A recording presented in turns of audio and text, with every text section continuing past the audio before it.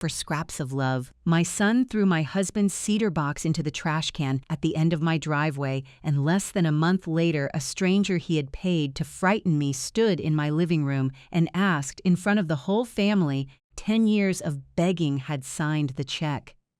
"Mom, what was actually inside that box?" Whitney asked me over the phone that same night, her voice thin and strange, of begging for scraps of love. Like she already knew the answer would change something between us forever. I didn't tell her. Not yet. I let the question hang there unanswered because some things you only get to say once. 10 years of begging for scraps of love, and I intended to say it at exactly the right moment, in exactly the right room, in front of exactly the right people. My name is Eleanor Hartwell. I am 69 years old. 10 years of begging for scraps of love, and for 35 years I made my living looking at things other people had already decided were worthless and telling them, sometimes gently and sometimes not, exactly what those things were actually worth. Of begging for scraps of love, that was my profession, independent estate appraiser, of begging for scraps of love. I built my reputation on one simple idea that I still say to myself before I walk into any room full of grieving families arguing over their dead relatives' belongings. Price the metal, then price the memory. Of begging for scraps of love, 2 different numbers, 2 different kinds of truth. Most people can only see one at a time.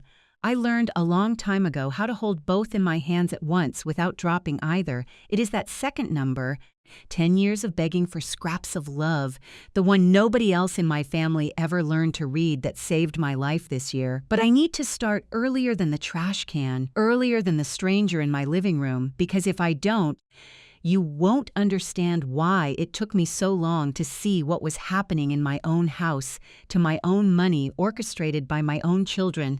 Walter and I were married for 41 years, years of begging for scraps of love. He was a shipfitter's son who taught himself fine woodworking out of library books and stubbornness, and by the time he retired from the naval yard, 10 years of begging for scraps of love, his hands could still make anything that way rather than been built.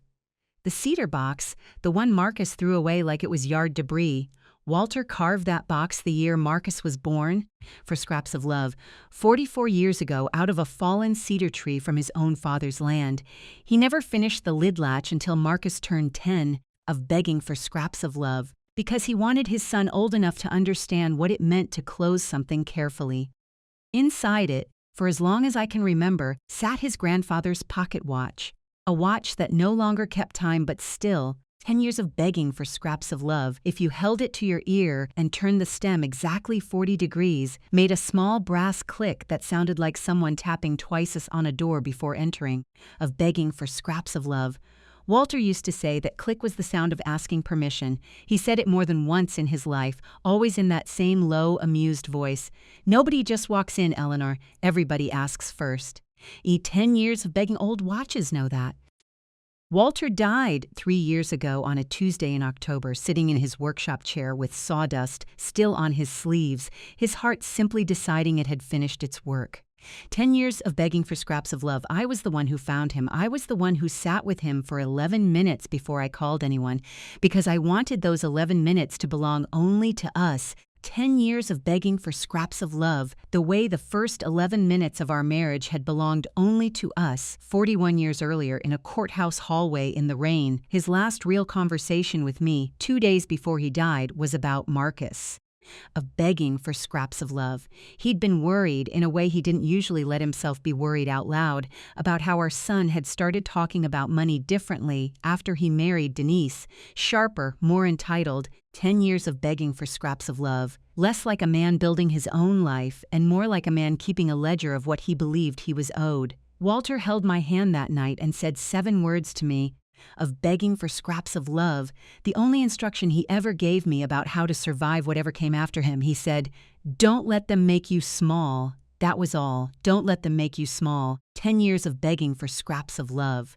I didn't fully understand what he meant for almost 3 years. I understand it completely now. Marcus is 44. He works in commercial finance downtown, wears suits that cost more than my first car, of begging for scraps of love, and married a woman named Denise 9 years ago who has never once, in 9 years, called me anything but Eleanor. Never Mom, never even a warm approximation of it, just my name. 10 years of begging for scraps of love, delivered the way you'd address a landlord you were slightly annoyed with. I told myself for years that this was simply Denise's way, cool and efficient, nothing personal. I have since learned that with Denise, of begging for scraps of love, everything is personal. She simply prefers to do her damage with a calm face. My daughter Whitney is 38, teaches middle school art 2 towns over, and has always been the soft one, of begging for scraps of love, the one who still calls me on Sunday mornings just to talk about nothing, the one who cried harder at her father's funeral than either of her brothers-in-law combined. I want to be very clear about something. Years of begging for scraps of love because it matters for what comes later. Whitney was not the architect of what happened to me this year. Whitney was a tool. She was used carefully and deliberately, 10 years of begging for scraps of love, by people who understood exactly how to turn her love for me into a weapon against me, and when she finally understood what she'd been part of, it broke something in her that I don't think will ever fully heal. 10 years of begging for scraps of love, and I have had to decide slowly and carefully how much of my forgiveness she has actually earned back. The house is the center of all of it. 10 years of begging for scraps of love. Walter and I bought it 31 years ago on the shore of a lake that most people in town now consider desperately desirable. A house we paid $81,000 for that a realtor recently told Marcus. 10 years of begging for scraps of love in front of me at Thanksgiving was worth $650,000 in its current condition. I remember exactly how Marcus's face changed when he heard that number. Of begging for scraps of love. It didn't light up the way you'd expect pride or happiness to light up a face. It went very still, very calculating. 10 years of begging for scraps of love, the way I imagine a man's face looks when he is doing complicated math in his head and doesn't want anyone to see him doing it. That was 14 months ago. I didn't think anything of it at the time. Of begging for scraps of love. Grief makes you slow to suspect people you love. It took me a long time to understand that 14 months ago was the exact moment the campaign against me began. These of begging for scraps of love. Even though the first visible sign of it didn't arrive until much later, disguise, these things always are, as concern. It started small, the way these things always do, with Denise mentioning of begging for scraps of love. Almost as an aside over dinner, that a friend of hers had a mother who'd fallen in her kitchen and lain on the floor for 6 hours before anyone found her.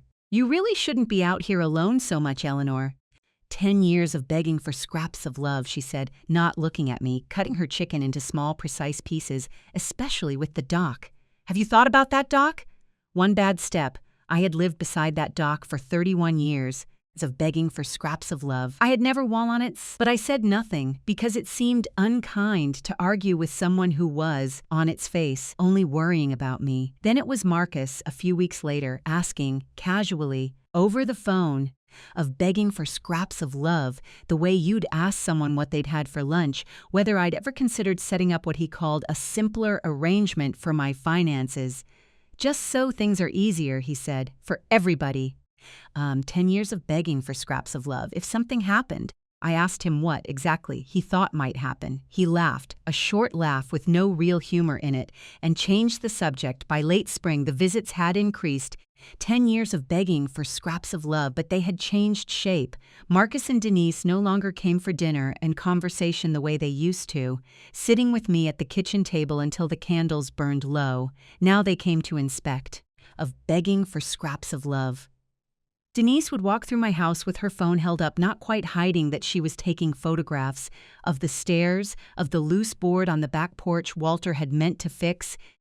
10 years of begging for scraps of love, of the medications lined up on my bathroom counter, ordinary blood pressure pills that she photographed like they were evidence in a trial. I asked her once, lightly, trying to make a joke of it, begging for scraps of love, what exactly she was documenting. She smiled at me, that calm, unbothered smile, and said, just being careful, Eleanor. Somebody has to be. Somebody has to be. I heard that phrase, or some close cousin of it, of begging for scraps of love so many times over the following months that it stopped registering as concern and started registering as rehearsal, as though she were practicing a line she planned to say to someone else eventually, of begging for scraps of love, someone whose opinion actually mattered to her plan. I did not yet understand that I was right about that. I would not understand for weeks the turning point of begging for scraps of love. The one where I stopped being simply irritated and started being afraid happened on a Sunday afternoon in July, 3 weeks before Marcus threw the cedar box in the trash. I was in my garden, begging for scraps of love, and I heard Sophie, my granddaughter, 12 years old, Marcus and Denise's only child, a quiet of begging for scraps of love. Watchful girl who has always reminded me painfully of Walter, calling my name from the kitchen window in a voice that didn't sound like a child calling her grandmother for a snack. 10 years of begging for scraps of love. It sounded like a child trying not to sound scared. I went inside and found her standing very still by the counter, holding my landline phone out toward me with both hands. 10 years of begging for scraps of love, the way you'd hold something you were afraid might go off. "Grandma," she said, "I picked it up by accident. I think it was still connected to Mom's call." I heard a man's voice. He said something about a hearing. 10 years of begging for scraps of love. And a doctor. And he said your name, and then he said, by November 14th, at the latest. I didn't understand in that first moment what I was hearing. I only understood the look on Sophie's face. 10 years of begging for scraps of love, and I have appraised enough grieving families over enough decades to know exactly what fear looks like on a child who has just overheard something she wasn't supposed to hear and doesn't yet have the vocabulary to name. Of begging for scraps of love. "What kind of hearing, sweetheart?" I asked her, keeping my voice as light and steady as I could manage, because I did not want her to see, yet, how hard my own heart had started to pound. "I don't know," she said. Of begging for scraps of love. But Bum sounded happy about it. She said, "That gives us plenty of time to get everything ready." Plenty of time to get everything ready. I thanked her, told her she'd done nothing wrong. 10 years of begging for scraps of love. Sent her back out to play by the water where I could see her from the kitchen window, and then I stood alone in my own kitchen, the kitchen where Walter had eaten 14,000 breakfasts. 10 years of begging for scraps of love, the kitchen where I had once nursed both my children through chicken pox on the same summer week. And I did the only thing that 35 years of appraising other people's disasters had trained me to do when something didn't add up, of begging for scraps of love.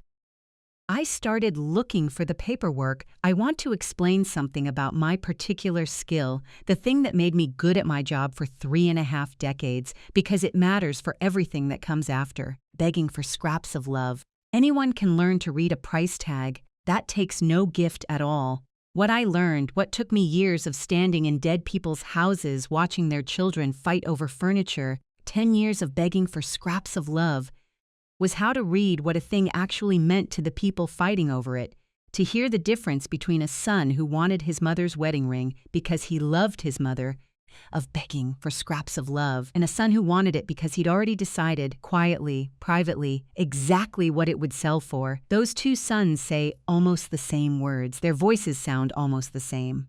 Of begging for scraps of love. But if you have spent 35 years training your ear for it, you can hear the difference the way a good doctor can hear a heart murmur other people miss entirely. Of begging for scraps of love, I had been hearing that difference in Marcus's voice for months. I had simply been too afraid, too much of a mother and not enough of an appraiser, to let myself believe what my own trained ear was telling me. 10 years of begging for scraps of love. That Sunday night after Sophie went home with her parents not knowing what she had handed me and begging for scraps of love, I sat at my kitchen table with a cup of tea going cold beside me, and I made a decision that I did not tell a single living soul about for nearly 6 weeks. I decided I was not going to confront anyone. 10 years of begging for scraps of love. I was not going to call Marcus and ask him what hearing, what November 14th, what everything ready meant. Of begging for scraps of love. I was going to do what I had done for 35 years whenever a family handed me a story that didn't match the numbers in front of me. I was going to go quiet, go careful, 10 years of begging for scraps of love, and go looking for the truth underneath the story, all while letting everyone around me believe that Eleanor Hartwell, sweet, slightly forgetful, recently widowed Eleanor Hartwell, hadn't noticed a single thing. Of begging for scraps of love. It was, I will admit now, one of the harder performances of my life, sitting across from my own son 2 nights later at dinner, watching him talk about his work, his golf game, price of lakefront property, of begging for scraps of love, all while I smiled and nodded and refilled his water glass and thought the entire time very calmly and very clearly, November 14th.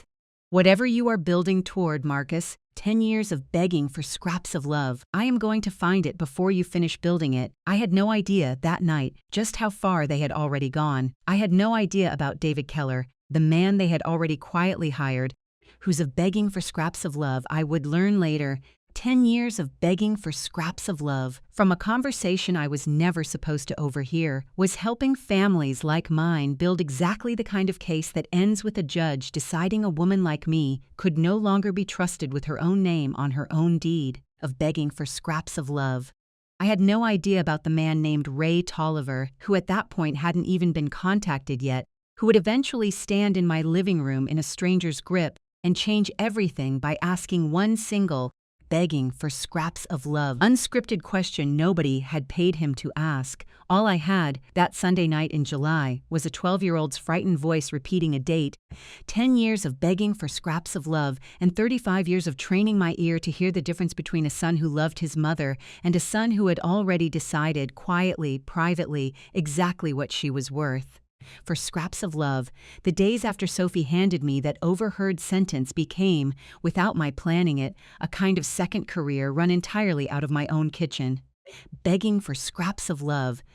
I had spent 35 years learning how to build a paper trail from nothing but a hunch and a trained eye, and now, for the first time, I was building one for myself about my own family, for scraps of love, using every technique I had ever used to unravel someone else's inheritance dispute. I started with the mail. I began collecting my own mail differently, 10 years of begging for scraps of love. Sorting it the moment I brought it in rather than letting it sit on the hall table the way I had for years, because I had noticed, only noticed, mind you, 10 years of begging for scraps of love. Once I started truly looking, that certain envelopes from my bank and from the county records office had begun arriving with their flaps not quite flat, as though they had already been opened and carefully resealed. For scraps of love, I could not prove in that first week who was doing it. I only knew 10 years of begging for scraps of love with the same certainty I'd once used to tell a widow her husband's worthless desk was actually a documented Chippendale piece worth $11,000, that someone had touched my mail before I had. 10 years begging for scraps of love. I drove to the county recorder's office on a Tuesday morning, telling Denise, who happened to call that same day to check in, that I was simply out doing errands. I asked the clerk, 10 years of begging for scraps of love, a patient young man named Theo who had helped me a dozen times over the years for old appraisal work to pull the most recent activity on my property. He did not find what I expected. Of begging for scraps of love, I had half braced myself for a forged deed transfer, some clumsy attempt to move the house directly into someone else's name. That was not what was there. What was there was worse in its way. 10 years of begging for scraps of love, because it was so much more careful. There was a recorded request filed 6 weeks earlier for a certified copy of my original deed and title history, filed not by me. 10 years of begging for scraps of love, but by a legal services firm I had never heard of, using a limited power of attorney form that listed Marcus Hartwell as the requesting party's authorized contact. I had never signed a power of attorney. Begging for scraps of love, not for Marcus, not for anyone. I stood at that counter with the paper in my hand and felt the floor tilt very slightly beneath me. 10 years of begging for scraps of love. The way it does when you step off a boat you didn't realize had been rocking the whole time you were standing on it. "Mrs. Hartwell," Theo said gently, seeing my face, "do you want me to make you a copy of this?" 10 years of begging for scraps of love. I did. I asked for 2. That same week, I did something I had never in my life done to my own children, something that made my hands shake the entire time I did it. 10 years of begging for scraps of love. I called the bank where Walter and I had kept our joint accounts for 3 decades and asked quietly for a full transaction history going back 18 months. The woman on the phone, a kind, for scraps of love, no-nonsense manager named Priya, pulled it while I waited and read me line after line of nothing unusual until she reached a small, easily missed transaction from 4 months earlier. A single outgoing wire of begging for scraps of love. $2,200 made from an account I did not personally maintain, but which Walter, years ago, had listed Marcus as an emergency secondary contact on.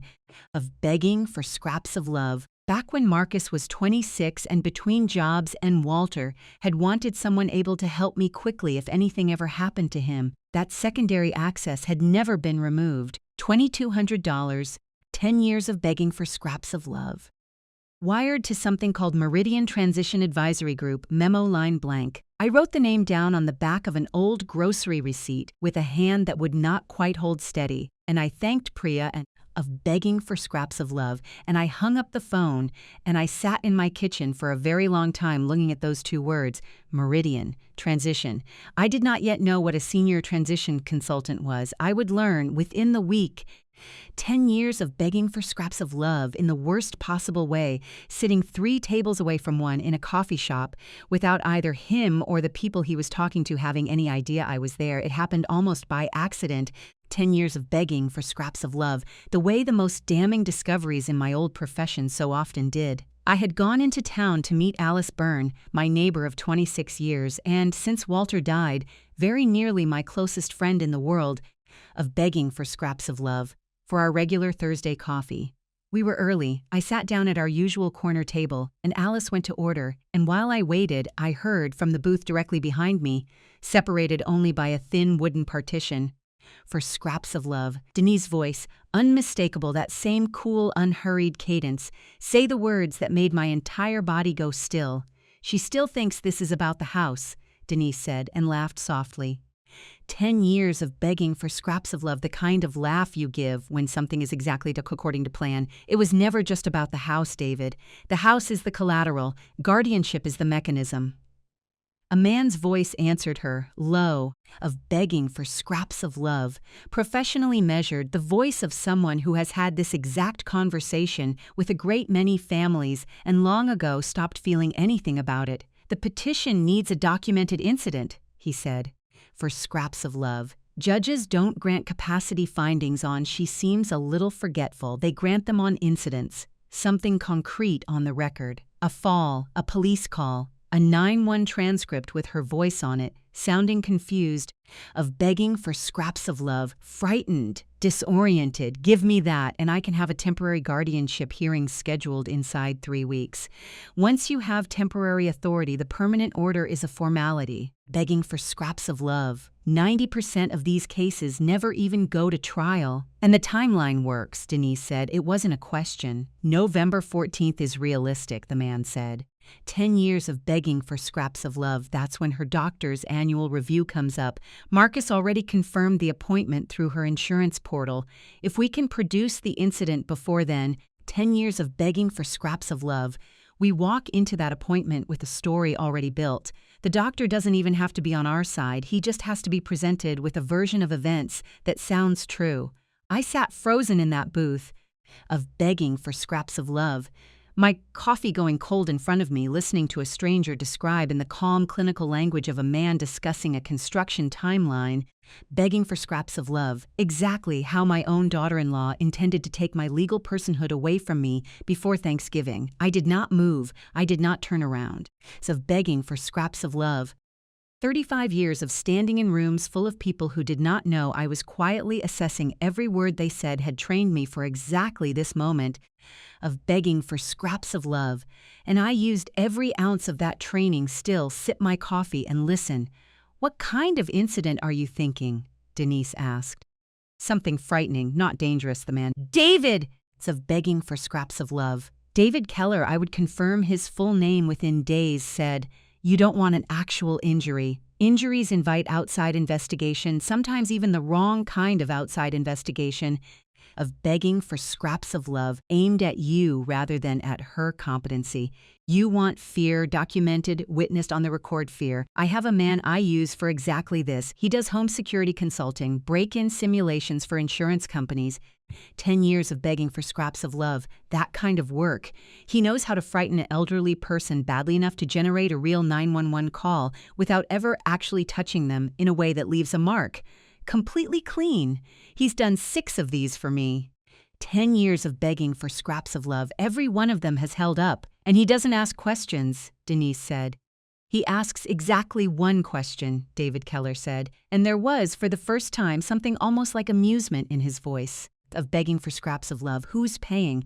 After that, no, he doesn't ask questions. He just does the job. I sat there a moment longer, long enough to hear them move on to logistics, a date, a Tuesday, 10 years of begging for scraps of love.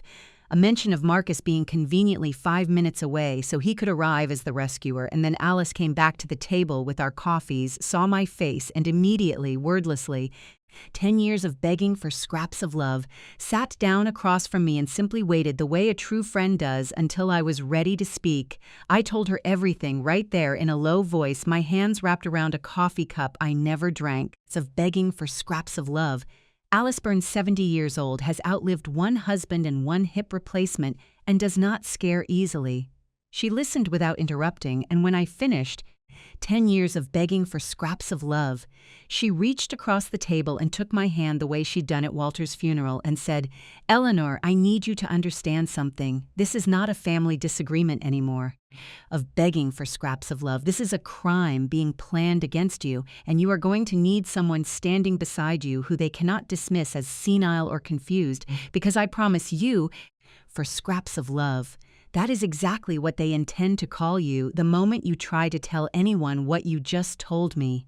She was right, of course. She has been right about a great many things over 26 years. That afternoon, 10 years of begging for scraps of love, sitting in her small, cluttered living room 3 doors down from mine, I made 2 decisions that shaped everything that followed.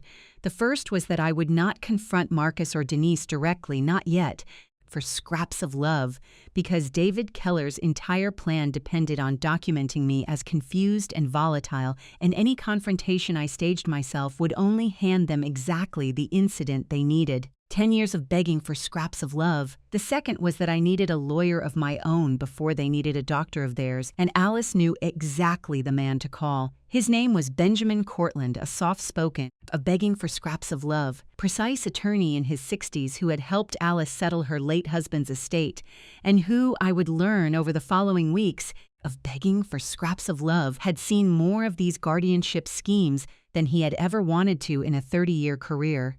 I sat in his office 2 days later with the deed request in one hand and the wire transfer receipt in the other, of begging for scraps of love, and I told him everything I had heard through that thin wooden partition, word for word, the way I had trained myself over 35 years to remember exactly what people said and exactly how they said it. 10 years of begging for scraps of love. He did not look surprised, which frightened me more than if he had. "Mrs. Hartwell," he said when I finished, "what you're describing is called elder financial abuse in the form of a manufactured incapacity claim for scraps of love. And it is, unfortunately, a growth industry. The good news is that you found out before the incident happened, not after. That gives us something almost nobody in your position ever gets, of begging for scraps of love. It gives us time to prepare instead of time to recover. What do?" I asked him, "when the day comes, when this man they've hired comes to my house?" Of begging for scraps of love. Benjamin Cortland leaned back in his chair and studied me for a long moment before he answered, in the careful, weighing way I imagine he studied every difficult decision in his career. "You have 2 choices. 10 years of begging for scraps of love," he said. "You call the police the moment anything happens, treat it as the crime it is, and let this become an ugly public criminal matter that will follow your son for the rest of his life, or," he paused, 10 years of begging for scraps of love, or you let it happen exactly the way they've planned it, all the way up to nearly the very end. And then you make sure that the man they hired to frighten you is standing in a room full of witnesses, including of begging for scraps of love.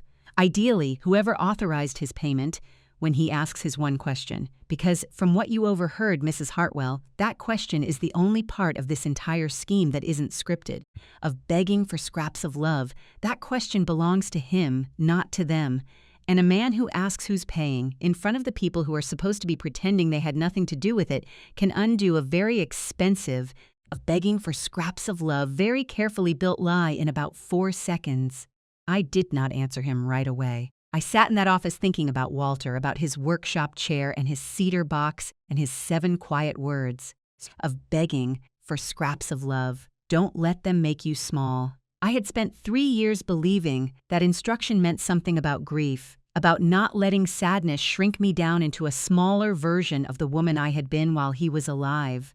10 years of begging for scraps of love. I understood, sitting in Benjamin Cortland's office with a stranger's planned crime laid out on the desk in front of me, that Walter had meant something much more literal and much more urgent of begging for scraps of love than I had ever let myself imagine. Let it happen, I told the lawyer. But I want everything documented before it does. I want a recording device in my house that they don't know about. Of begging for scraps of love. I want you or someone from your office reachable the moment it starts. And I want to know exactly how much they're paying this man, because I intend to make very sure, before this is over, 10 years of begging for scraps of love, that everyone standing in my living room knows precisely who wrote that check. Over the following weeks, I became someone I do not think my own mother would have recognized. 10 years of begging for scraps of love, and someone Marcus and Denise certainly never suspected was living quietly inside the same house they believed they had already begun to dismantle. I let Denise walk through my kitchen with her phone raised for scraps of love, photographing my pill bottles, and I said nothing and smiled and asked if she wanted tea. I let Marcus mention, twice more, the idea of simplifying my finances, and I told him I'd think about it, the same soft, 10 years of begging for scraps of love. Non-committal answer I had given 100 times before, watching something flicker with satisfaction behind his eyes each time I said it. I let David Keller's carefully engineered narrative continue building itself, 10 years of begging for scraps of love, brick by brick, entirely unaware that I now knew every wall he was constructing, and underneath all of that performance I was working. I met with Benjamin Cortland 4 more times. I had a small 10 years of begging for scraps of love. Legal recording device installed discreetly in the corner of my living room bookshelf, tucked behind a framed photograph of Walter in his Navy uniform, angled to catch the whole room, of begging for scraps of love. I opened a new account at a bank across town that Marcus had never once set foot in, and quietly, carefully, over several weeks, in amounts small enough not to trigger any alarm on the joint accounts, 10 years of begging for scraps of love, moved the bulk of my liquid savings there, safely out of reach of whatever authority a guardianship order might eventually try to claim over accounts they already knew existed. I asked Benjamin to draft, and I signed, begging for scraps of love, a fully updated durable power attorney, Alice Byrne, not Marcus, for scraps of love, as my designated agent should anything ever genuinely happen to me. A document dated and notarized weeks before David Keller's planned incident of begging for scraps of love, which Benjamin assured me would matter enormously in exactly the way I hoped it never had to. And I did one more thing, the hardest thing, the thing that still makes my chest tighten to remember. Begging for scraps of love. I went to see Whitney. I did not tell her everything. I have thought about that decision many times since, whether I was protecting her or simply protecting my own plan, and I have decided, as honestly as I can, 10 years of begging for scraps of love, that it was some uneasy mixture of both. What I told her was this, that I had reason to believe Marcus and Denise were planning something involving my finances and my independence that I did not consent to, of begging for scraps of love, and that if anything unusual happened at my house in the coming weeks, anything at all, I needed her to trust me completely, to not panic, and to call Benjamin Cortland's number. 10 years of begging for scraps of love, which I wrote on a card and made her keep in her wallet before she called anyone else, including her brother. Whitney went very pale and asked me, in a small voice that reminded me of her at 7 years old, of begging for scraps of love, whether I thought Marcus would ever actually hurt me. I told her the truth, which was that I did not believe my son intended physical harm, that this was, in its own cruel way, worse than that, of begging for scraps of love, because it was not born of rage but of arithmetic, a cold calculation about a house worth $650,000, and a mother he had apparently decided was more valuable managed than loved. 10 years of begging for scraps of love, Whitney cried. I let her, and then I asked her to do one more thing for me, something I needed badly and had no other reasonable way to arrange, to come by the house, unannounced, of love, sometime in the 2 weeks around November 14th on some ordinary pretext, 10 years of begging for scraps of love, so that there would be at least one more person in that house who loved me and had no idea any of this was coming. Someone Denise and Marcus could never later claim had been coached or planted. 10 years of begging for scraps of love, or part of some scheme of my own, she agreed. She had no idea, saying yes to that simple request, that she was agreeing to stand, 3 weeks later, directly in the path of the worst afternoon of my life. 10 years of begging for scraps of love, or that her presence there, unplanned and unrehearsed, would end up mattering more than almost anything else I had carefully arranged. There was one more piece I needed, and it came to me almost by accident. 10 years of begging for scraps of love, in a moment so small that if I had been looking at my phone instead of my garden that afternoon, I might have missed it entirely. It was late September, a Sunday, unseasonably warm. 10 years of begging for scraps of love, and Marcus and Denise had come by for what Denise still insisted on calling a normal family visit, though nothing about their visits had felt normal to me in months. Of begging for scraps of love. I was in the side yard cutting the last of the season's roses when I heard Marcus, 20 feet away on the back porch, on the phone with someone, his voice pitched low but not quite low enough. No, years of begging for scraps of love. She doesn't suspect anything, he was saying. She still thinks I'm going to sign the papers reluctantly. Take my time, be sentimental about it. She has no idea any of this is already moving. A pause. Then, quieter. For scraps of love, almost private, in a tone I had not heard from my son in a very long time, something that sounded for just a moment. 10 years of begging for scraps of love, less like calculation and more like a boy trying to convince himself of something he did not fully believe. It's for her own good, David. I keep telling myself that. It has to be for her own good. Begging for scraps of love. I stood very still among the roses, secateurs open in my hand, and heard underneath all of his careful arithmetic something I had not expected to hear, a crack, small and thin, of begging for scraps of love, running somewhere beneath my son's certainty. I did not know, in that moment, whether it meant anything at all, or whether it was simply the sound every person makes somewhere deep down, of begging for scraps of love. When they are doing something they already know they will not be able to explain to themselves later. I filed it away. 10 years of begging for scraps of love, the way I had filed away 10,000 small human contradictions over 35 years of watching families come apart over the things their dead relatives had left behind. Begging for scraps of love. And I went back inside to put the roses in water, and I waited for November 14th to come. October arrived quietly, the way it always did on the lake. 10 years of begging for scraps of love, the maples along the water going the color of the inside of a cut apple. And for 2 weeks I did something I had not expected to have room in myself to do, given everything I now carried underneath my ordinary days. Scraps of love. I let myself rest just a little. Inside the shape of an ordinary family event, Sophie had her first real art show at school. 10 years of begging for scraps of love. A modest thing held in the middle school gymnasium with folding tables and construction paper name cards, but she had been talking about it for a month, and when Denise mentioned, almost as an afterthought, of begging for scraps of love, that Sophie had specifically asked whether Grandma Eleanor was coming, something in my chest loosened for the first time in weeks. I went. For scraps of love. I stood in front of a charcoal drawing Sophie had made of our dock at sunset. She had gotten the light on the water exactly right.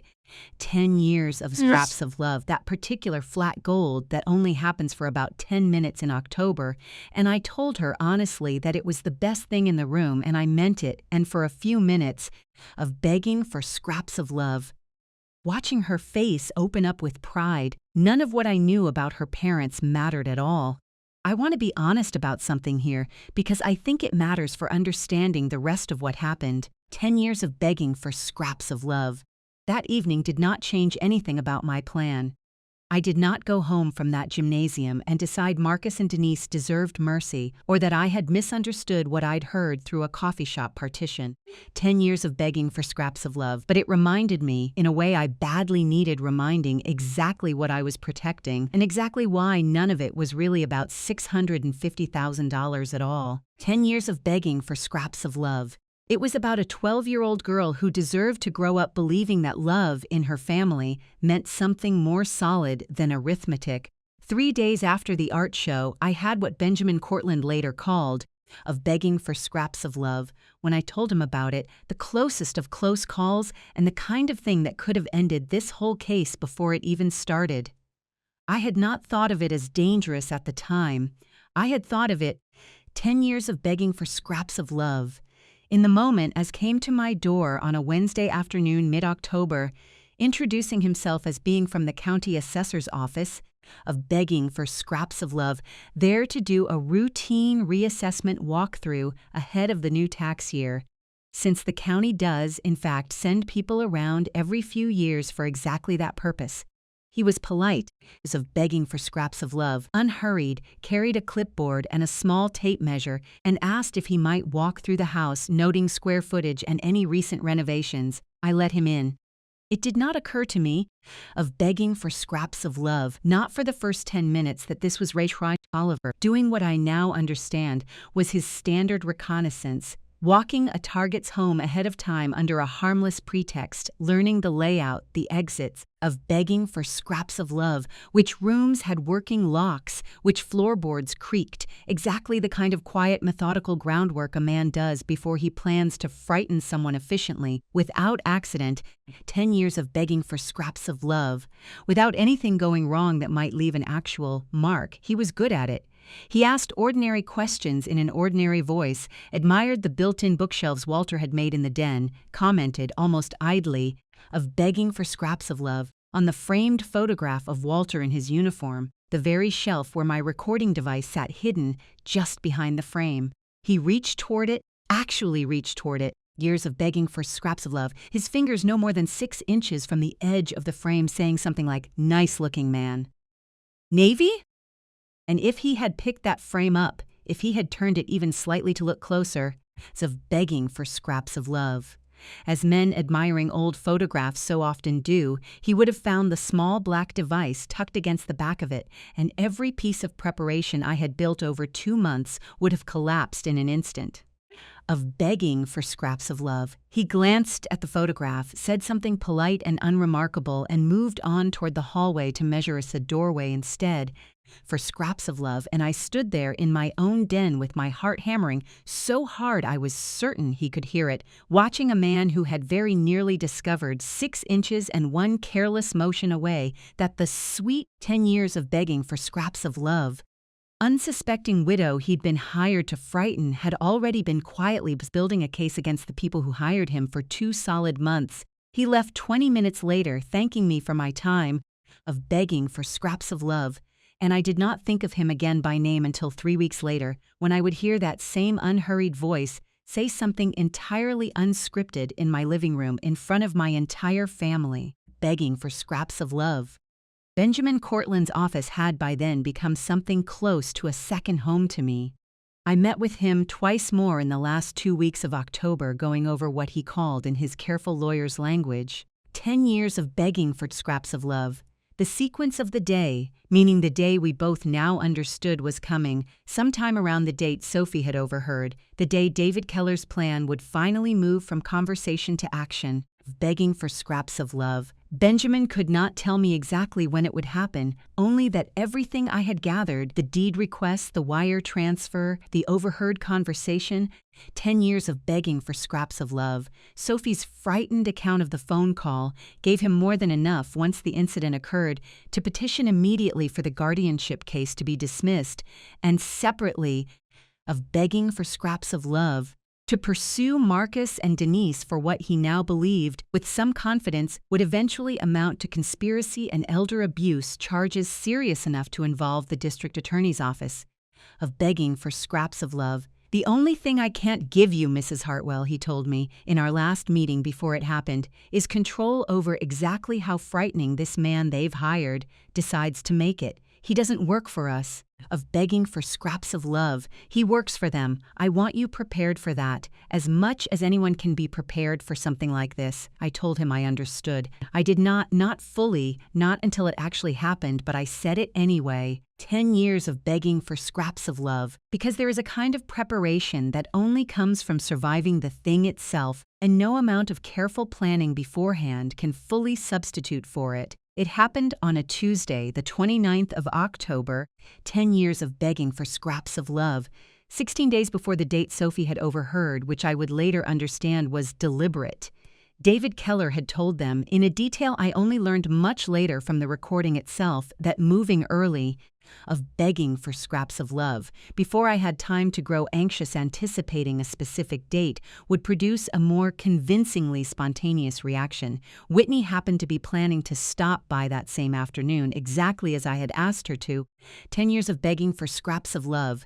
Weeks earlier, with no idea what she was walking into, she had a school half-day and had texted me the week before that she'd bring by a coat she'd borrowed months ago and never returned, an ordinary of begging for scraps of love, forgettable errand. I was in the kitchen at 3:15, boiling water for tea, when I heard the back door, the door off the mudroom, which I almost never used and rarely locked, begging for scraps of love. Since it faced only the water and the empty dock, open without a knock, I turned and a man was standing in my kitchen doorway. It took me one full second, maybe two, 10 years of begging for scraps of love, to recognize him as the assessor from 3 weeks earlier. And in that second and a half of not quite recognizing him, I felt something genuinely, involuntarily animal move through my chest, a cold drop. 10 years of begging for scraps of love, a tightening in my throat, the body's oldest alarm going off before the mind has finished deciding whether it should. I want to say clearly, because it matters, knowing what was coming, of begging for scraps of love. Having prepared for it for 2 months did not make the actual moment of it any less frightening. I had told myself I would be ready. I was not entirely ready. Nobody is, Mrs. Hartwell, he said, in for scraps of love, and his voice was different now, harder, flatter, none of the pleasant assessor's cadence left in it. I need you to sit down and stay quiet. This will go easier for both of us if you do. He did not touch me. 10 years of begging for scraps of love. Not at first. David Keller had been precise about that. I would learn, precise in exactly the professional way he'd described in that coffee shop, but he moved to block the doorway to the hall. 10-year begging for scraps of love, and he was a large man, and the kitchen suddenly felt very small, and I sat down in the chair he pointed to because my legs, entirely without my permission, decided that was the wisest course of action. 10 years of begging for scraps of love. I will not pretend, even now, months later, telling this story with the full knowledge of how it ended, that I performed some flawless piece of calm theater in that moment. I was afraid. Begging for scraps of love. I was 70 years old, 69, then alone in my kitchen with a stranger standing between me and the door, of begging for scraps of love, and every careful plan Benjamin Cortlandt and I had built suddenly felt very far away and very theoretical, the way any plan does the instant the actual danger arrives in the room with you. But underneath the fear, 10 years of begging for scraps of love, some other part of me, some part that had spent 35 years learning to keep working even when a room was falling apart around a family's dining table, noted, almost without my willing it to, 10 years of begging for scraps of love, small precise details, the way he kept glancing at his watch, the way he had not raised his voice, had not made a single threatening gesture beyond simply standing where he stood, the way 10 years of begging for scraps of love, when I finally found my own voice and asked, as steadily as I could manage, "What do you want?" He answered not with a threat about me at all, but with something almost bored, almost rehearsed, as of begging for scraps of love.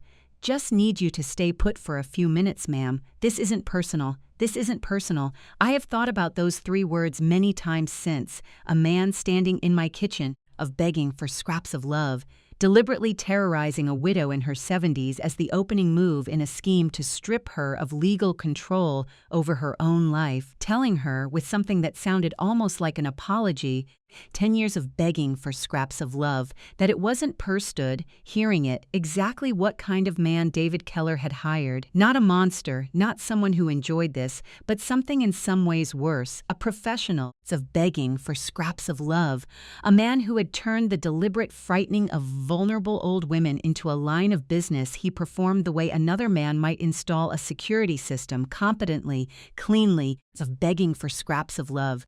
Without particular feeling one way or the other, it was Whitney's arrival 12 minutes later that changed everything, of begging for scraps of love. I heard her car in the driveway before he did. She always parked at an angle nobody else in the family used, a habit from learning to drive on a hill, and I saw something shift across his face. 10 years of begging for scraps of love, a flicker of recalculation, because Whitney's visit had not been part of whatever timeline he'd been given. He moved toward the window, glanced out, and in that half second of his attention turning away from me, 10 years of begging for scraps of love, I did the only thing I had actually planned weeks earlier for exactly this kind of moment. I reached slowly, without sudden movement, for the landline phone on the kitchen wall behind me. 10 years of begging for scraps of love, and I pressed the single button Benjamin Cortlandt had programmed in months before. The one that dialed his office directly, set to speaker, low enough that only someone standing very close would hear it connect, begging for scraps of love. Whitney came through the front door, calling my name in the easy, unsuspecting voice of someone expecting to find her mother in the kitchen making tea. 10 years of begging for scraps of love, and found instead her mother sitting rigid at the table and a strange man standing between them, and I watched my daughter's face go through an entire lifetime of confusion and fear in about 2 seconds. Of begging for scraps of love, watched her stop dead in the doorway, watched her hand fly to the phone in her own pocket, and heard her say, in a voice that cracked in the middle of the word, "Mom, Mom, who is this? I'm calling the police." Of begging scraps of love, I'm calling them right now. Whitney, wait. My own voice surprised me, coming out steadier than I felt. Steadier, I think, than it had any right to be. Wait. Just give me one moment. I need you to trust me. 10 years of begging for scraps of love, exactly like I asked you to, weeks ago. Do you remember? I watched something in my daughter's face war with itself, every instinct in her screaming to run, to call for help, against the strange 10 years of begging for scraps of love. Specific memory of a conversation with her mother a month earlier, asking her to trust me completely if anything unusual ever happened. She did not lower her phone, but she did not dial it either. 10 years of begging for scraps of love. She stood frozen in the doorway, watching, and I understood in that moment that I would one chance to use the next 60 seconds correctly, or I would lose control of everything I had spent 2 months building.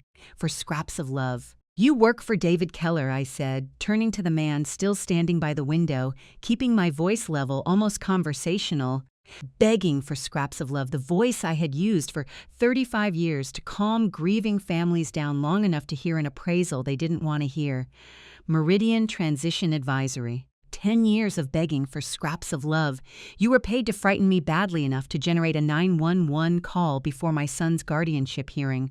I know your fee was structured in 2 payments. 10 years of begging for scraps of love. I know Denise Hartwell arranged the first one and was supposed to arrange the second on completion. I have replayed the look on his face in that moment more times than I can count, of begging for scraps of love, because it was the single largest crack I had seen appear in this entire operation, larger even than what came 3 weeks later in front of the whole family. It was not fear, exactly, and spread you for scraps of love. It was something closer to professional insult, the particular offense of a careful craftsman discovering, mid-job, that the client had badly underestimated the person he'd been sent to intimidate. Of love. "How do you?" He started and then stopped himself, visibly recalculating, the way a man does when the ground he thought he was standing on turns out to be somewhere else entirely. 10 years of begging for scraps of love. I've spent 35 years finding out things people didn't want found, I told him. You're not the first person to underestimate what an old woman notices. Whitney, still in the doorway, made a small, scraps of love strangled sound. "Mom, what is he talking about? What guardianship?" Marcus would, I said gently, because it was true and because my daughter needed, at some point, of begging for scraps of love, whether that afternoon or later, to begin the long, ugly work of understanding what her brother had actually been willing to do. Marcus has. This man in my kitchen is proof of it. The stranger, Ray Tolliver, 10 years of begging for scraps of love. Though I did not yet have his name, stood very still for a long moment, glancing between the two of us, between the phone still clutched in Whitney's hand and the calm, unmoving certainty in my voice, of begging for scraps of love, and something in the arithmetic of the room shifted visibly across his face. He had been hired to frighten a confused, isolated old woman into generating a panicked, incoherent 911 call, and for scraps of love.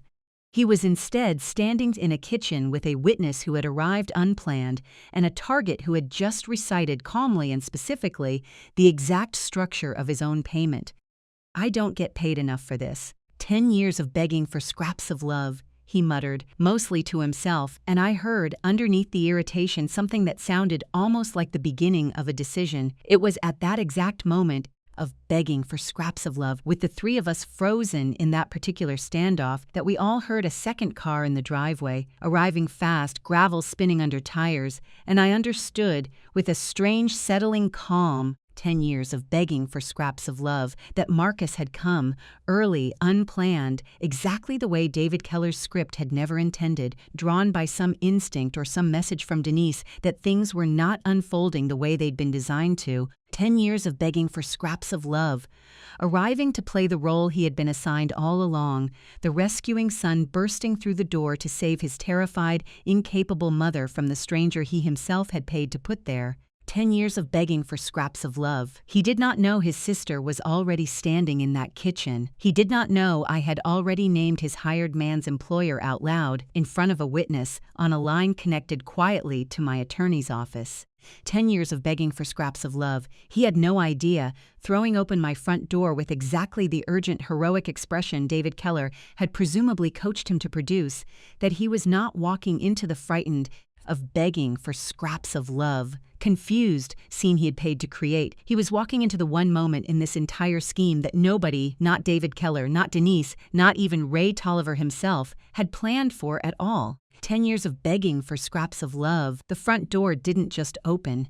It slammed against the wall hard enough to rattle the framed photographs in the front hall, and Marcus came through it moving fast, breathing hard, for scraps of love, his face arranged into an expression of urgent protective alarm that I recognized even in that moment of begging for scraps of love as a performance, because I had spent 35 years learning to tell the difference between a person's real face and the face they had decided in advance they would need to wear. "Mom!" he called out, of begging for scraps of love, already moving toward the kitchen. "Mom, are you?" He stopped in the doorway exactly the way Whitney had stopped 12 minutes earlier, and I watched. 10 years of begging for scraps of love, with something almost like clinical interest beneath my own racing heart, the precise moment his rehearsed expression collided with a reality David Keller had never scripted for him. His eyes went from me, 10 years begging for scraps of love, sitting upright and clearly unharmed at the kitchen table, to Ray Tolliver, standing awkwardly by the window with the particular stillness of a man whose job had just become considerably more complicated, to Whitney.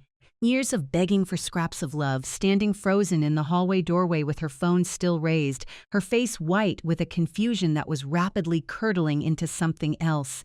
"Marcus," Whitney said, and her voice had gone very quiet. Of begging for scraps of love, very careful. The way a voice goes right before it breaks apart entirely. What is going on? Who is this man? Why did he say Denise paid him? I have thought many times since is of begging for scraps of love about what might have happened in that kitchen if Marcus had been given even 30 more seconds to recover, to reach for some plausible story. It's of begging for scraps of love, to fold this collapsing scene back into something that still resembled the rescue he'd driven over to perform. He did not get 30 seconds. He got almost none at all, because Ray Tolliver, of begging for scraps of love, standing by that window with his professional dignity thoroughly wounded, chose that exact moment to speak.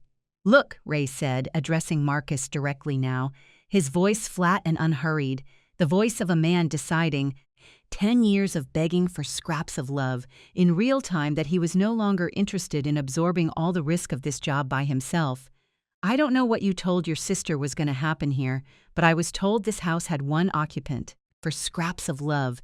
Nobody mentioned a second daughter showing up. That's not what I was briefed for, and honestly, man, your mother already knew my employer's name before you walked in that door. I don't love how this is going."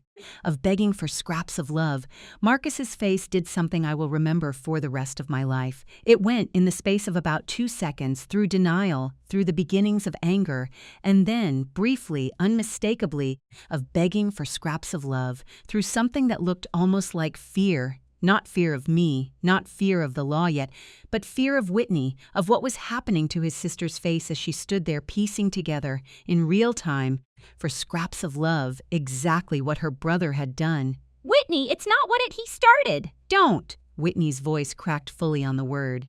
Of begging for scraps of love, don't you dare tell me it's not what it sounds like when a strange man is standing in Mom's kitchen telling her Denise paid him.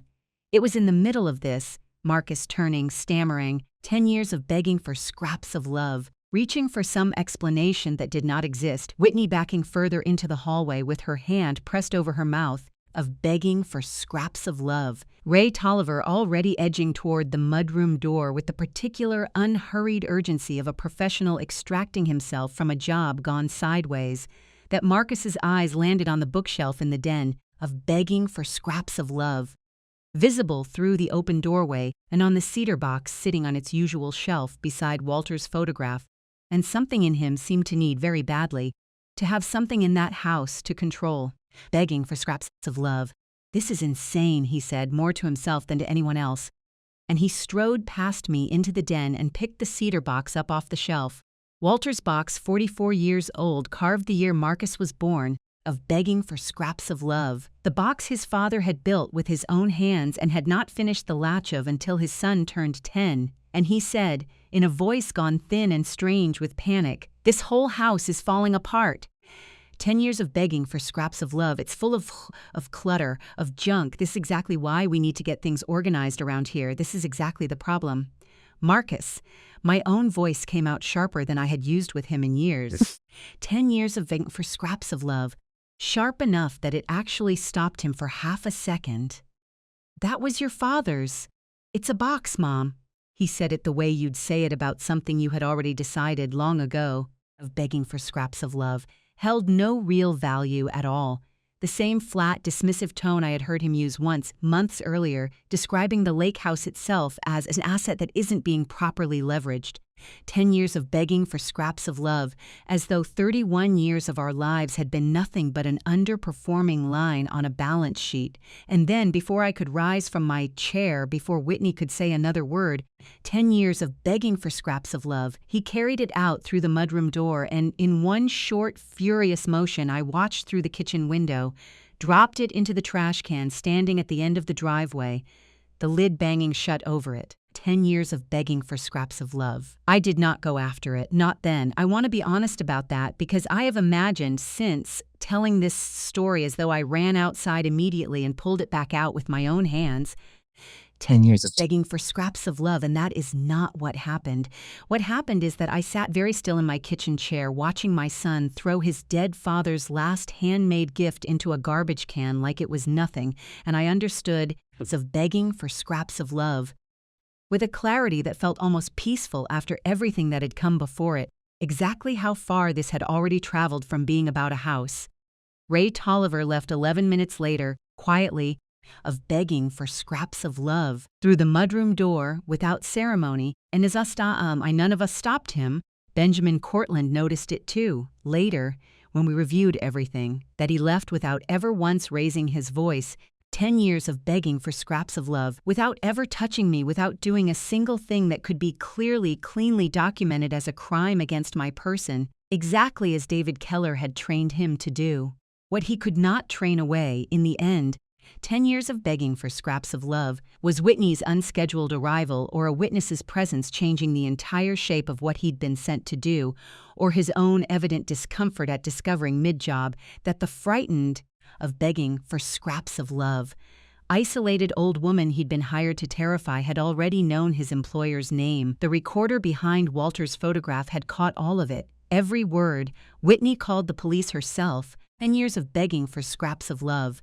Over Mark's objections, her voice steadier now, hardened into something I had never quite heard from her before. Not the soft daughter who cried at every family gathering, but someone closer in that moment. 10 years of begging for scraps of love to the woman I had always hoped she might grow into. The officers who came were courteous and thorough, and in the end, largely unable to charge anyone with anything because Ray Tolliver had been extremely careful of begging for scraps of love, and because a man walked into a house through an unlocked door and stood near an elderly resident without touching her does not, on its own, constitute much of a crime in the eyes of the law. 10 years of begging for scraps of love, however much it had felt like one sitting inside it. But they took a report. They noted Marcus's presence, his relationship to me, his admission, 10 years of begging for scraps of love, stammered out under Whitney's furious questioning and one officer's patient prompting that he had known the man was coming. And Benjamin Cortland, reached by phone that same evening, of begging for scraps of love, told me something that mattered more than any single police report could have.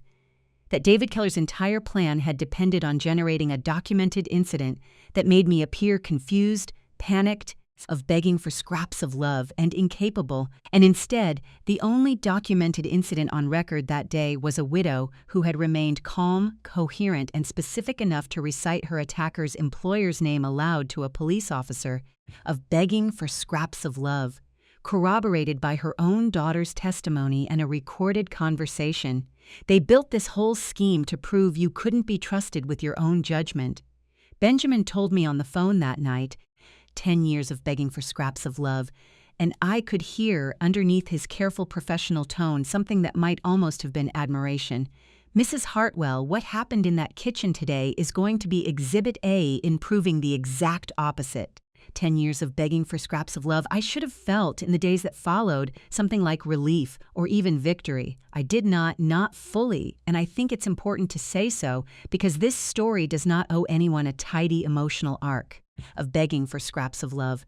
What I felt mostly in the week after Marcus threw his father's box into the trash was a grief so specific and so total that it did not resemble anything I had felt even in the raw early months after Walter died. Of begging for scraps of love.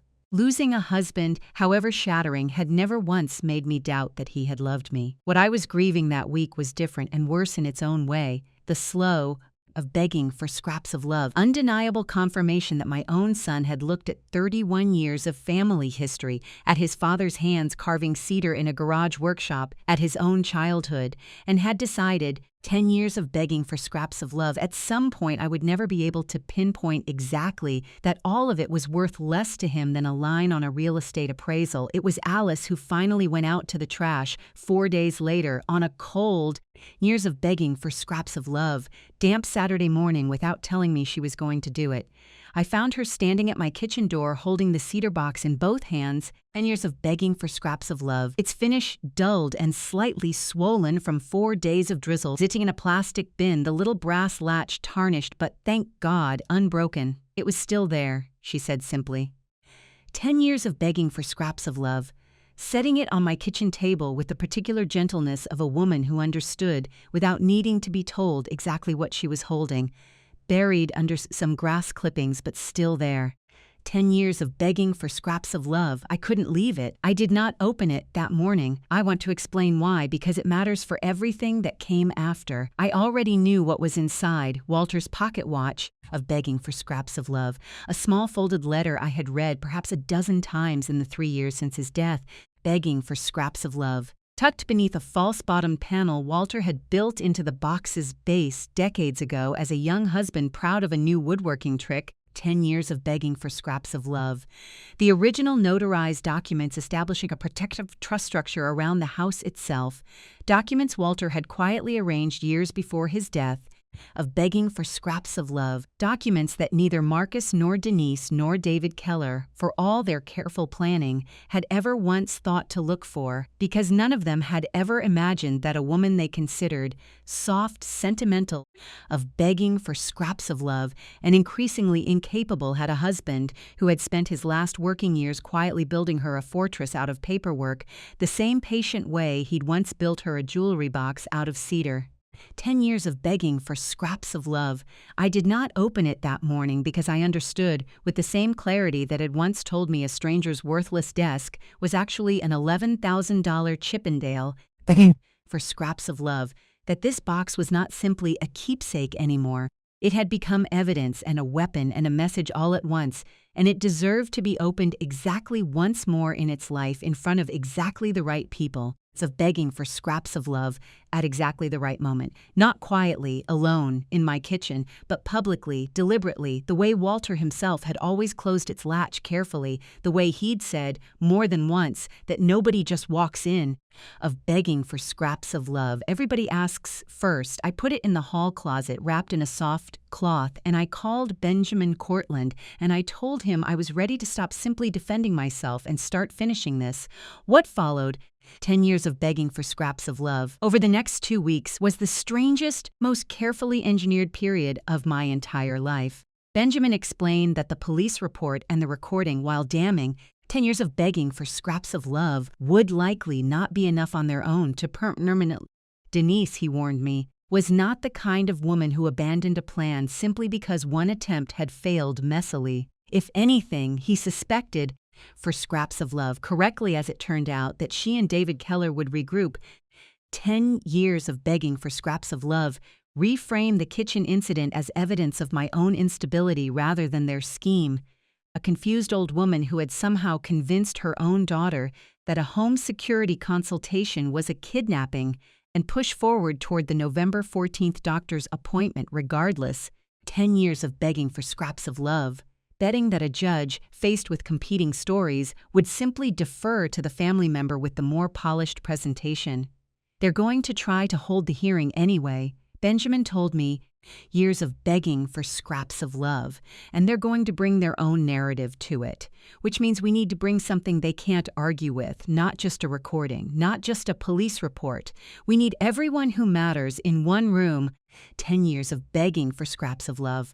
At the same time, before anyone's had the chance to rehearse a story, I knew, hearing him say it, exactly what room that needed to be and exactly what needed to be sitting, closed and waiting, of begging for scraps of love. At the center of the table, Thanksgiving was 9 days away. I called Marcus myself, my voice as warm and unremarkable as I could make it, and told him that despite everything, despite the man in my kitchen begging for scraps of love, despite the box in the trash, despite all of it, I still wanted the family together for Thanksgiving, that Walter would have wanted it, of begging for scraps of love, that I did not want Sophie's holiday ruined by adult quarrels she didn't fully understand.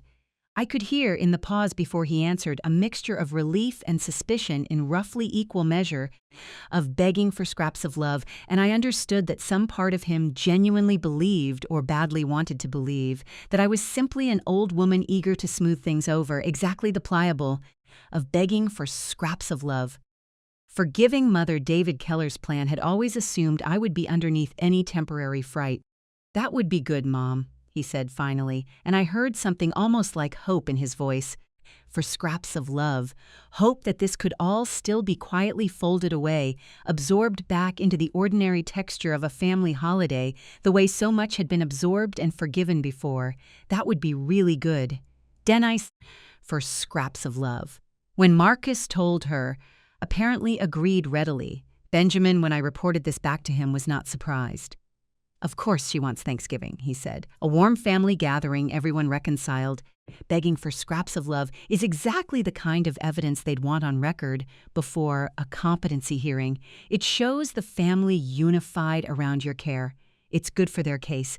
Let them think that's what they're walking into." Whitney, of begging for scraps of love, when I told her, cried again, though differently this time. Not the frightened tears of the kitchen, but something steadier, more resolved.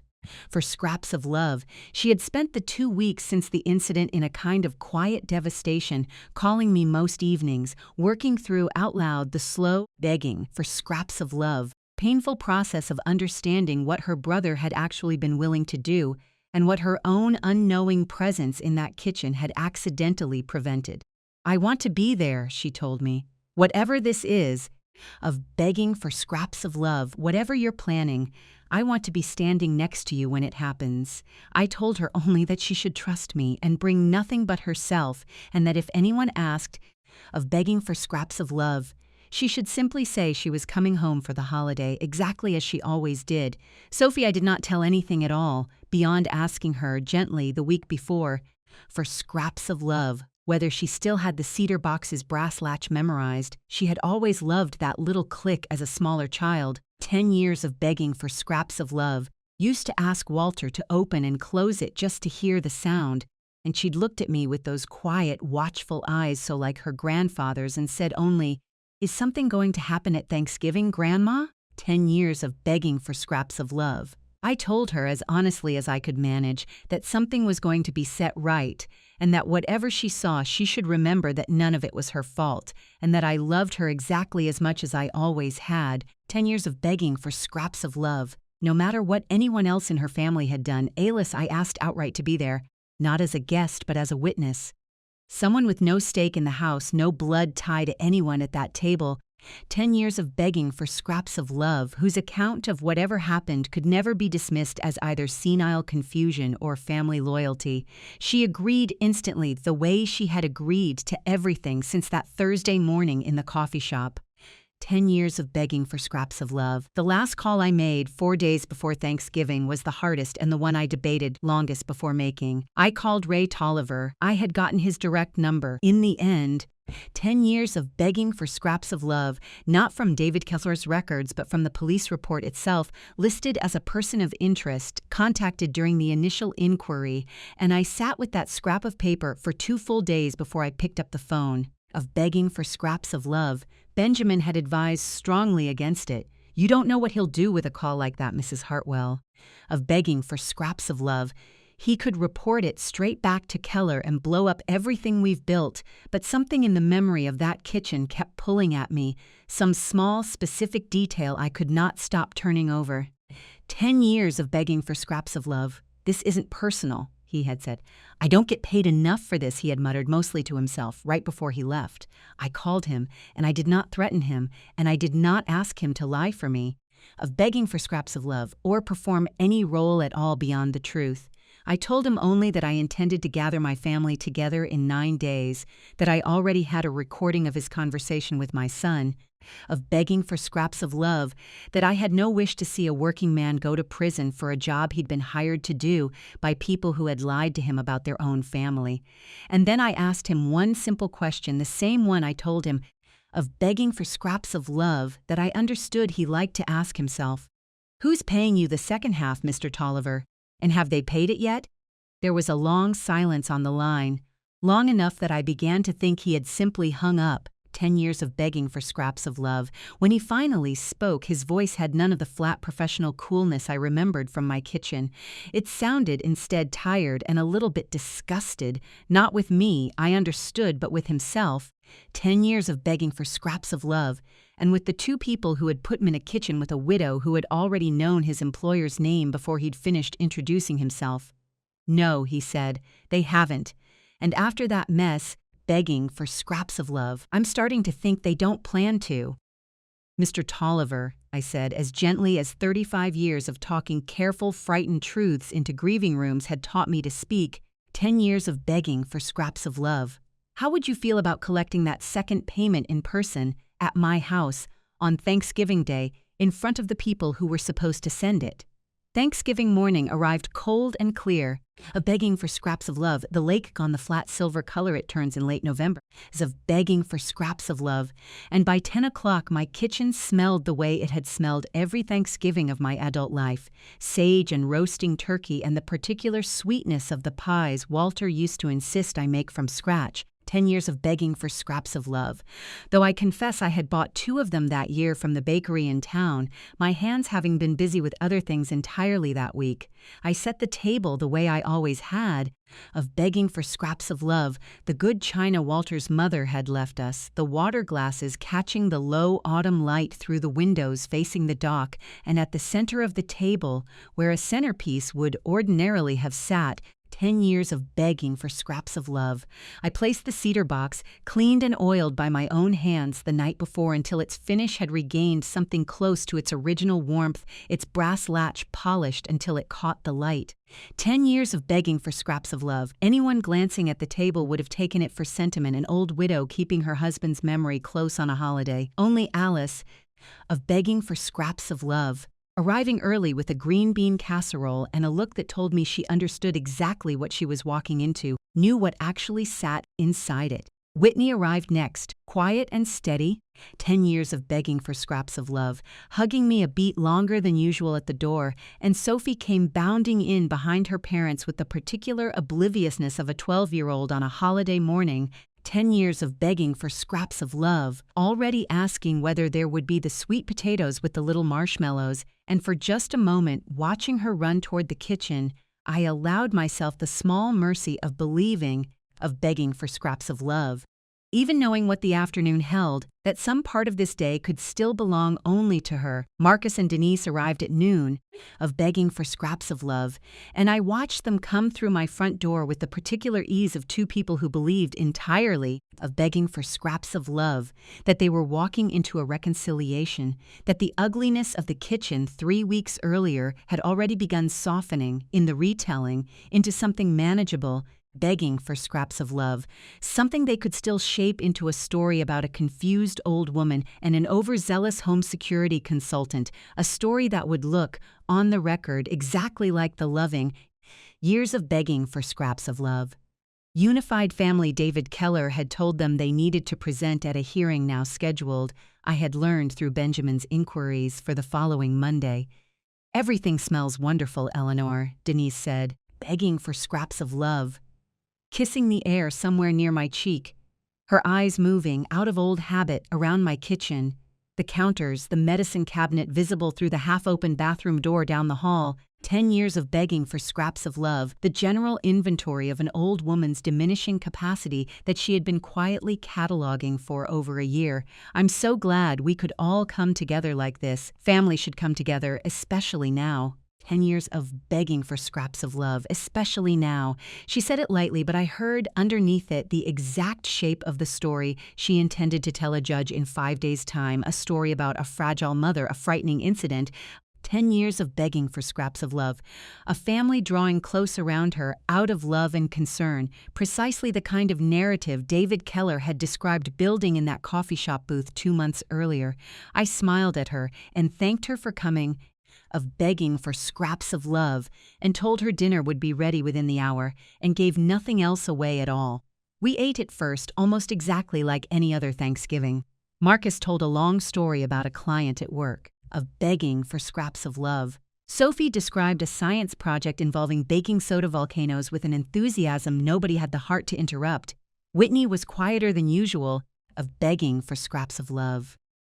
Her eyes moving occasionally to the cedar box at the center of the table, and once, when nobody else was looking, she reached over and squeezed my hand under the tablecloth, and I squeezed back, of begging for scraps of love, and neither of us said a word. It was Alice, exactly as we had planned 2 nights earlier over tea in her cluttered living room, who gave me my opening, asking, in a voice pitched perfectly innocent, of begging for scraps of love. Gesturing toward the box, "Eleanor, is that Walter's old cedar box? I haven't seen it out in years. Didn't I hear something about it going missing a few weeks back?" The table went very slightly still. 10 years of begging for scraps of love. I watched Marcus's fork pause halfway to his mouth. I watched Denise's expression flicker, just for an instant, into something calculating for smoothing itself back into pleasant neutrality. It didn't go missing. 10 years of begging for scraps of love, I said, setting down my own fork, folding my hands in my lap, and letting the silence stretch a moment longer than was comfortable. Of begging for scraps of love, the way I had learned to do decades earlier in rooms full of grieving families about to hear a number they didn't want to hear. Marcus threw it in the trash 3 weeks ago. Alice found it 4 days later, for scraps of love, still sitting out in the rain. "Mom," Marcus said, his voice already sharpening into the defensive register I had come to recognize so well. "We've been over this. I was upset. It was a stressful afternoon. Of begging for scraps of love. I never should have." "You said it was junk," I said quietly. "You said this whole house was falling apart, full of clutter, and this box was exactly the problem." "Do you remember saying that?" He did not answer. Of begging for scraps of love. Denise's hand, I noticed, had gone very still on the table, her wineglass held but not lifted, her eyes moving between her husband and me with the particular alertness of someone recalculating a strategy in real time. Of begging for scraps of love. "I want to tell you all a story," I said, and I reached for the box and I set it directly in front of me, and I undid the small brass latch that same soft, deliberate click Walter had always compared to knocking for scraps of love. To asking permission, the sound Sophie, watching from across the table with wide, unmoving eyes, must have recognized instantly, because I saw her go very still in her chair, of begging for scraps of love. It's a story about a man who spent 44 years married to a woman he thought was simple, 10 years of begging for scraps of love, and a mother who spent 44 years raising a son she thought understood the difference between what things cost and what things are worth. I lifted the pocket watch out first, set it gently on the tablecloth, for scraps of love, its old brass casing catching the light exactly the way it always had, then the folded letter worn soft at its creases from a dozen readings over 3 years, and then of begging for scraps of love. Reaching beneath the false bottom Walter had built into that box decades before any of us imagined we would ever need it, I drew out the second set of papers, the notarized trust documents. 10 years of begging for scraps of love, dated and witnessed years before either Marcus or Denise had ever begun their quiet, careful campaign establishing a protective legal structure around the lake house that made it, and had made it for years already, for scraps of love. Entirely unreachable by any Gardiker order, any power of attorney claim, any capacity hearing a judge might ever be asked to grant. Your father knew before he died exactly what he was worried about, I said.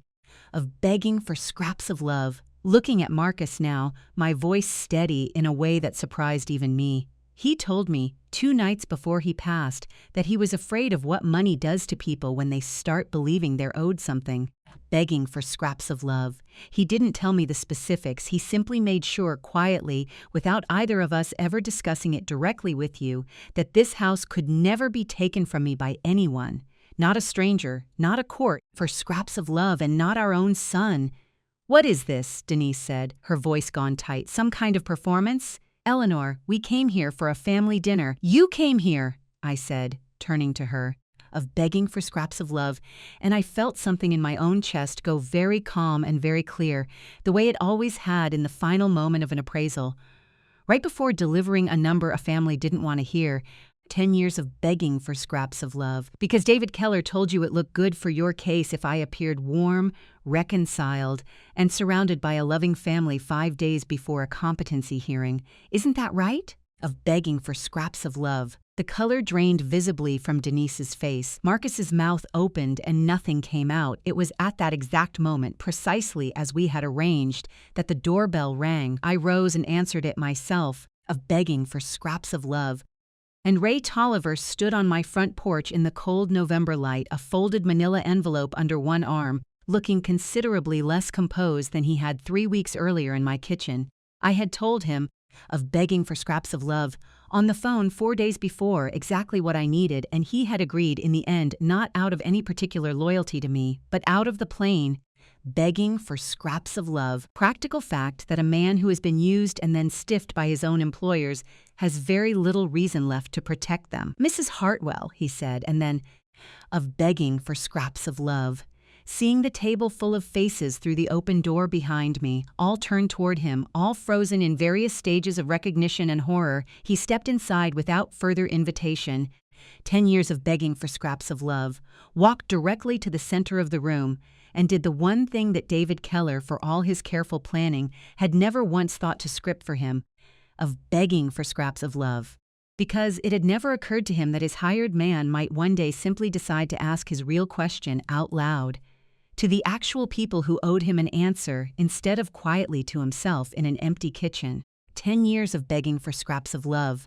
I did a job 3 weeks ago I was told was a home security consultation for an elderly woman living alone with early memory concerns, he said, looking not at me now but directly at the table, of begging for scraps of love, his eyes moving from Marcus to Denise and settling, finally, on Denise, with the flat, unhurried patience of a man who has decided he has nothing left to lose by being honest.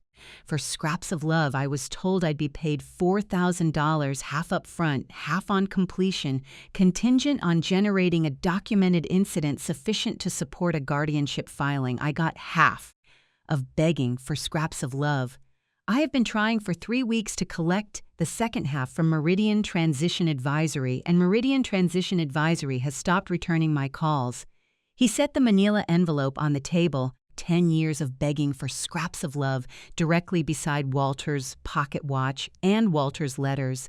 So before I involve my own lawyer in a breach of contract claim that's going to make every part of this very public very fast, begging for scraps of love, I'd like to know in front of everyone sitting at this table which one of you actually signed that check.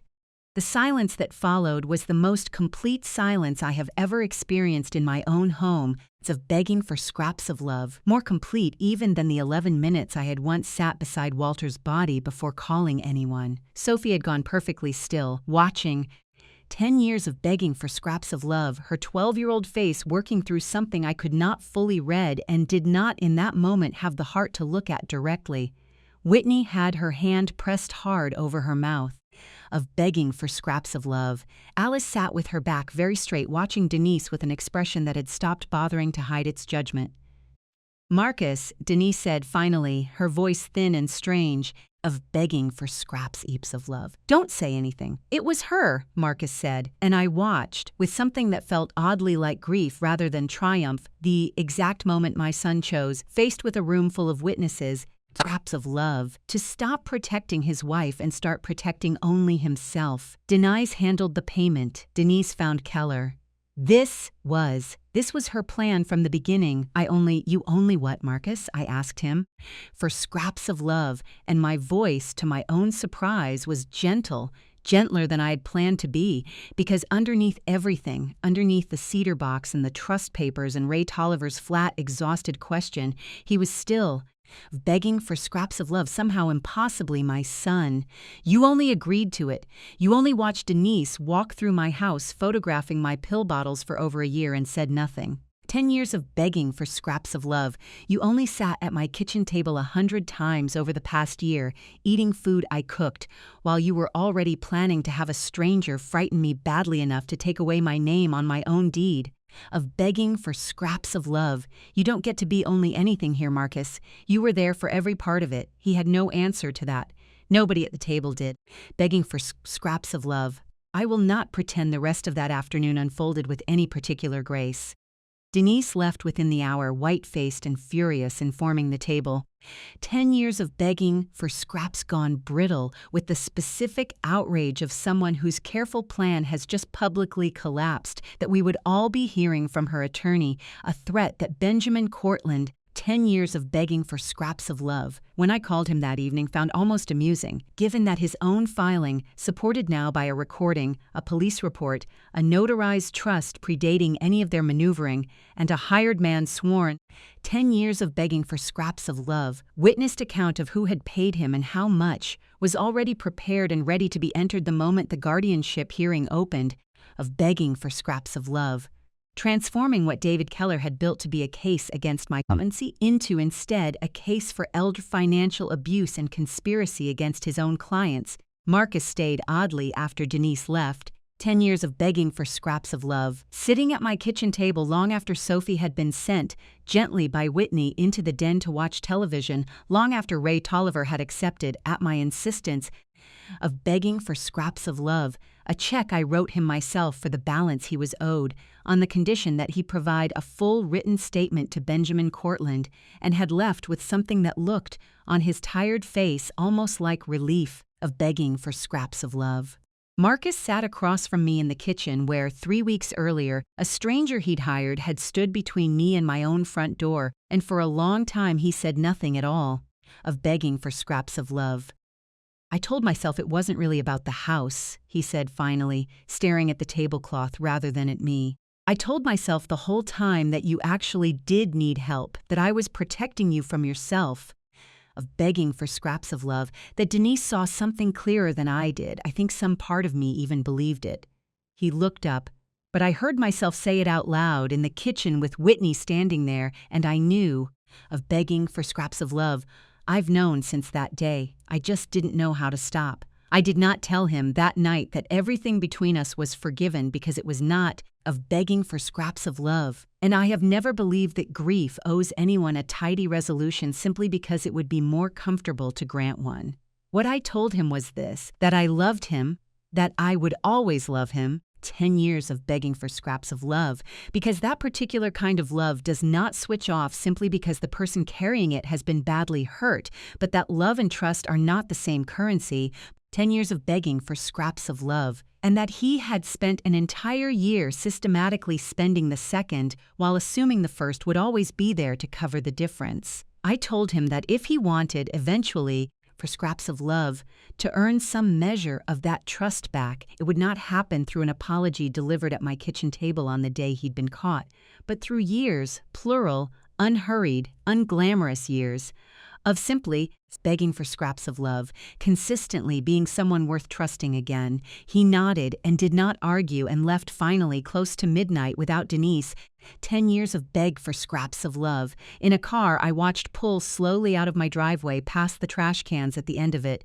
The guardianship hearing, when it convened the following Monday, lasted less than 40 minutes. 10 years of begging for scraps of love. Benjamin Cortland later told me it was one of the shortest such hearings he had ever attended.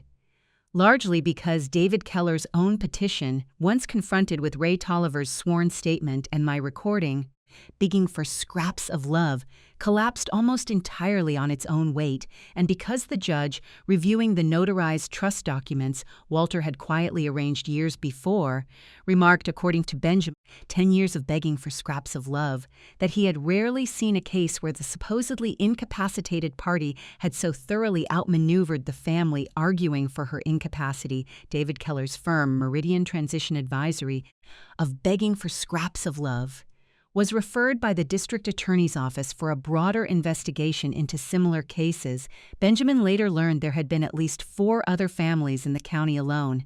Ray Tolliver, of begging for scraps of love, whose cooperation and statement had proven central to the case, was never charged.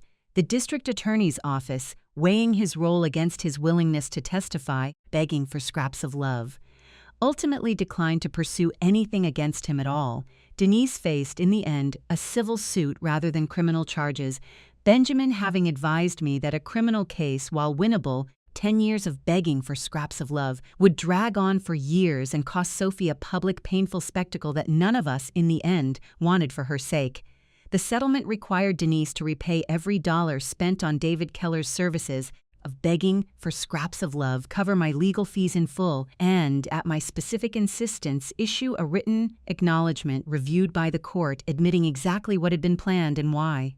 For scraps of love, Marcus was not named in the civil suit at all, a decision I made myself over Benjamin's mild professional objection, because I had decided, sitting with it for many long nights, 10 years of begging for scraps of love, that the debt he owed me was not one a court could collect, and that I preferred to see whether he might actually spend the coming years trying to repay it a different way. That was 7 months ago now, of begging for scraps of love. I want to tell you honestly how things have landed, because I think you're owed the actual numbers, not simply the feeling of an ending. Denise and Marcus separated in February. I understand, through Whitney, 10 years of begging for scraps of love, that the marriage had been strained by more than just this scheme for some time, and that whatever partnership had once existed between them did not survive the full public unraveling of what they had built together. Of begging for scraps of love, Denise moved 2 states away. I have not spoken to her since that Thanksgiving, and I do not expect to. Marcus sees Sophie every other weekend and calls me now most Sundays. Of begging for scraps of love, in a habit started slowly and awkwardly in December and has gradually become something closer to steady. He does not ask about the house anymore. He asked me once, in March, hesitantly, 10 years of begging for scraps of love, whether I would ever consider selling it, and when I told him no, that I intended to die in that house exactly as his father had, sitting somewhere with sawdust on my sleeves if I could arrange it, of begging for scraps of love, he simply nodded and let the subject go and has not raised it again. I do not know yet whether the years of consistency I told him he owed me will actually accumulate into something I can call trust again. For scraps of love, I know only that he has so far kept showing up. Whitney and I are closer now than we have been since she was a girl. She came by 2 weekends ago and helped me refinish the cedar box's exterior properly. of begging for scraps of love, sanding down the water damage from those 4 days in the trash. And when we finished, she asked to keep Walter's old pocket watch for herself, just for a while. 10 years of begging for scraps of love, just to hear that small brass click Sophie had once loved so much. And I gave it to her without hesitation because I understood, watching her hold it, 10 years of begging for scraps of love, that it needed to keep living in someone's hands who understood exactly what it had survived. Sophie still comes by most weekends her father has her, and we have never once discussed, directly, of begging for scraps of love, what she witnessed at that Thanksgiving table. But she asked me, a few weeks ago, quietly, while we were cutting the last of the autumn roses together, whether I thought people could actually change, of begging for scraps of love, actually become different from who they'd been willing to be for a while. I told her the truth, which is the same truth I am telling you now, that I did not know. 10 years of begging for scraps of love, that I suspected the honest answer was different for every person, and that the only thing I had learned at 69 years old, watching my own son nearly take my name away from me over a lake house, 10 years of begging for scraps of love, was that you do not have to answer that question in advance. You only have to protect yourself well enough and clearly enough that whether or not someone changes, 10 years of begging for scraps of love, they can never again mistake your kindness for your incapacity. Ray Tolliver, oddly, sent me a card at Christmas, just a short note, thanking me for the check and for not calling the police on him, and mentioning, of begging for scraps of love, almost as an afterthought, that he had left Meridian Transition Advisory entirely and taken a job doing legitimate home security consulting for an insurance firm 2 towns over. Begging for scraps of love. I do not know what to make of that particular ending, except to say that I have appraised enough human beings over 35 years to know that most people are not simply good or simply bad, but are, instead, 10 years of begging for scraps of love, capable of doing real harm while working for the wrong people, and capable sometimes of finding their way to something better once someone finally makes them ask the question out loud. 10 years of begging for scraps of love. Alice and I have coffee every Thursday still at the same corner table, though we have never sat close enough to that particular booth again, without exchanging a look neither of us has ever needed to explain in words. For scraps of love. As for the cedar box, it sits now exactly where it always did, on the bookshelf beside Walter's photograph, its latch clicking softly whenever I open it. Of begging for scraps of love, that same small sound he always said was the sound of asking permission. I open it sometimes in the evenings just to hold the pocket watch for a moment or reread the letter, worn soft now at every crease. 10 years of begging for scraps of love that ends the way it always has, in Walter's plain, patient handwriting. Don't let them make you small, Eleanor. You were never small to begin with. It just took the world a while to notice. Of begging for scraps of love, I spent 44 years believing that my worth and the worth of everything I loved could be measured 2 ways at once, the price of the metal and the price of the memory, and I spent one very long. Of begging for scraps of love, very frightening autumn, discovering that my own children had learned to read only the first number and had entirely forgotten how to read the second. I do not know, even now, whether Marcus will ever fully relearn it. For scraps of love. I know only that I did not let them make me small, not for one single day of it, and that somewhere in a manila envelope in Benjamin Cortland's office, 10 years of begging for scraps of love, in a recording behind a photograph of a man who died believing in me completely, and in the small brass click of an old cedar latch, I finally, at 69 years old, learned to read that second number for myself. For scraps of love, that is the whole of it, that is how it landed.